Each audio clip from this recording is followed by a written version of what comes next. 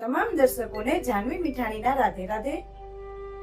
આજે મારે તમને ખૂબ જ એક સરસ વાત કરી છે। જે વ્યક્તિ ચોરી કરે છે એની સજા કઈ હોઈ શકે। એક રાજાના દરબારમાં એક વખત એક યુવાન આવી અને રાજાના ભંડારમાં જઈ અને ચોરી કરવાનું કરે છે।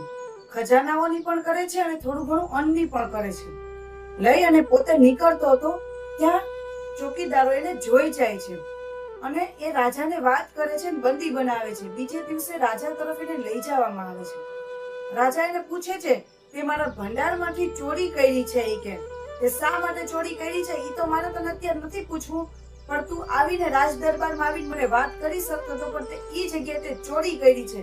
હવે બોલ તને આમાંથી સજા કઈ આપવી જોઈએ મારે તને। ત્યારે યુવક કઈ બોલતો નથી, પરંતુ નીચું માથું કરી અને જોઈએ રાખે છે। રાજાની વાત સાંભળે રાખી છે। ત્યારે રાજા એને કહે છે કે તને તો કાલે સવારના પોરમાં 9 વાગ્યામાં ફાંસીની સજા દેવામાં આવશે। એ વ્યક્તિ કઈ નથી બોલતો અને ખડખડ હસવા માંડે છે। રાજા કહે છે તને ફાંસીની સજા મળે છે તો તું આટલો હસે છે, તું કાંડો તો નથી થઈ ગયો નહીં કે? તો કે હું કઈ ગાંડો નથી કે મારી પાસે એવું બીજ છે ને કે હું ધારું ને તો સોનાનો આખો મેલ ખરું કરી શકું એમ છું। એક સોનાનું ઝાડ ઉગાડી શકું એટલી તાકાત છે મારી પાસે। તો રાજા કહે છે તો આવું ચોરી શું કામ કરે, ઉગાડી લઈ કે?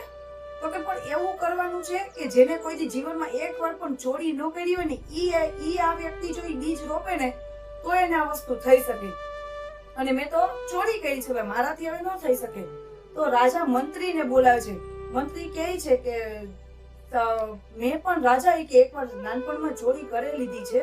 મારા પપ્પાના ખિસ્સામાંથી મારે પૈસાની જરૂર હતી ને મેં કાઢી લીધા છે પૂછ્યા વગર, મેં પણ ચોરી કરી છે। રાજા પાદરીને બોલાવે છે। પાદરી કહે છે મેં પણ મારા સ્કૂલમાં નાનો મિત્ર હતો ને ગુરુકુળમાં, એની મેં પેન્સિલ એકવાર ચોરી લીધેલી છે। મેં પણ નાનપણમાં ભૂલ કરી છે। રાજા સમક્ષ બધા દરબારીઓ જોવા માંડે છે। અંતે રાજાને પૂછવામાં આવે છે રાજા તમે આ કામ કરો ને, તમે તો ખૂબ ધનિક છો, તમે થોડી જીવનમાં ક્યારેય ચોરી કરી?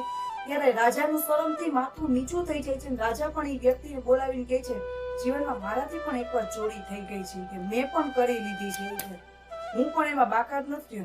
ત્યારે વ્યક્તિ કહે છે કે નાના મોટા સૌએ જો ધનિક અને અમીર ને ગરીબે જો ચોરી કરી હોય, મજબૂરી હોય કે ન હોય, તો રાજા ઈ લોકોને બધાને માફ કરી દેવામાં આવ્યા છે, તો મને શા માટે ફાંસીની સજા દેવી જોઈએ તમારે?